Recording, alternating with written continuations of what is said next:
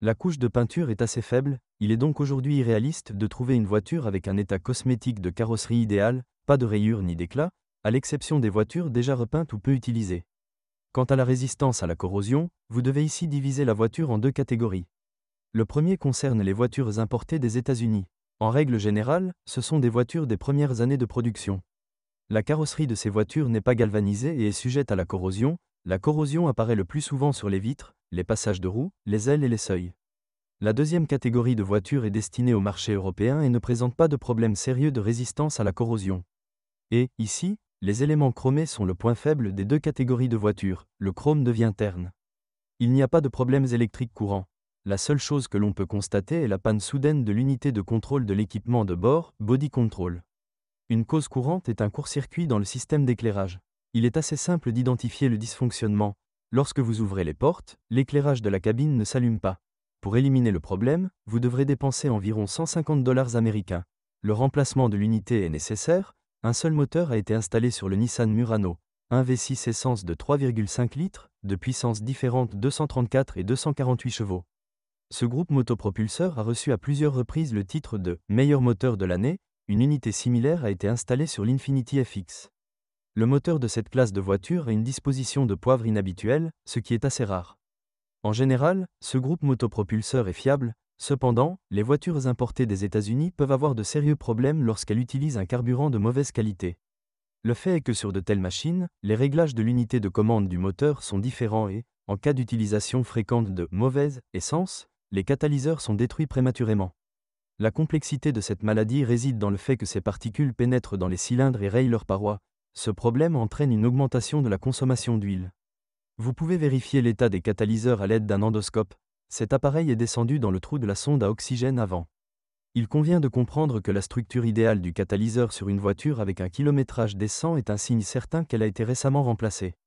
Il est donc préférable de refuser d'acheter une telle copie, car il y a une forte probabilité que le catalyseur s'est effondré et ses miettes se sont retrouvées dans les cylindres. Un autre point faible est le collecteur d'admission à géométrie variable. Le problème est que le boulon de fixation de l'amortisseur peut se dévisser avec le temps et pénétrer dans les cylindres avec toutes les conséquences négatives qui en découlent. Symptômes, des bruits parasites apparaissent pendant le fonctionnement du moteur. Dès l'apparition des premiers symptômes, il est recommandé d'arrêter immédiatement le moteur et d'emmener la voiture dans une station-service, sinon les conséquences peuvent être désastreuses.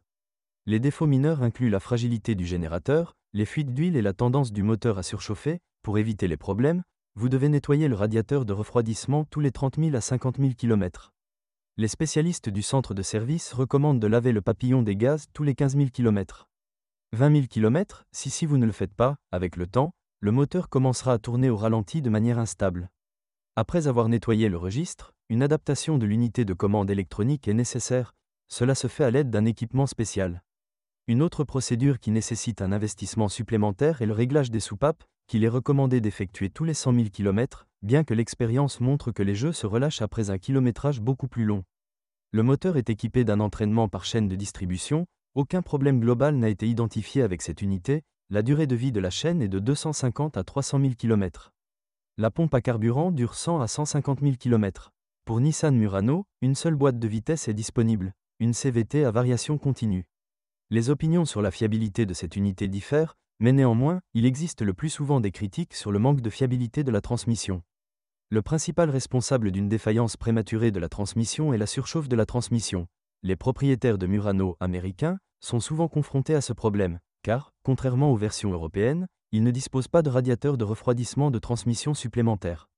De plus, la durée de vie de la boîte dépend des conditions de fonctionnement. Elle craint les glissements fréquents, de l'intervalle et de la qualité de l'entretien. Il est nécessaire de remplir uniquement de l'huile de marque 24 CU litres pour prolonger la durée de vie de la boîte. Variateur, il est recommandé de changer l'huile tous les 40 à 60 000 km. La durée de vie moyenne d'une CVT est de 150 à 170 000 km. À ce kilométrage, des problèmes avec la partie électronique de la CVT et la transmission par chaîne sont probables. Si les règles de fonctionnement ne sont pas respectées, une réparation de la transmission peut être nécessaire à un kilométrage inférieur à 100 000 km. Le premier signe d'une CVT mourante est le manque d'accélération lorsque la vitesse augmente. Le diagnostic de transmission doit être effectué à différentes vitesses. Il arrive que le variateur fonctionne normalement à basse vitesse, mais à haute vitesse, lorsque l'on appuie sur la pédale d'accélérateur, la vitesse augmente, mais la voiture n'accélère pas. Réparer une CVT coûte entre 300 $ et 3000 $. Le calculateur CVT n'est pas non plus connu pour sa fiabilité exemplaire. L'achat d'une nouvelle unité coûtera entre 400 et 500 $ américains.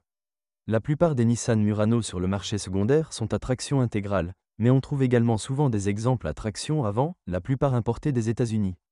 Souvent, les vendeurs malhonnêtes essaient de vendre une voiture à traction avant comme une voiture à traction intégrale, donc avant d'acheter une voiture, assurez-vous de regarder sous le bas et de vérifier si l'arbre de transmission est en place. La transmission intégrale connectable est mise en œuvre à l'aide d'un embrayage électromagnétique Haldex de 4e génération. En général, le système est fiable, la seule chose est qu'il faut surveiller le niveau d'huile dans la boîte de transfert, après 70 000 km les joints commencent à fuir.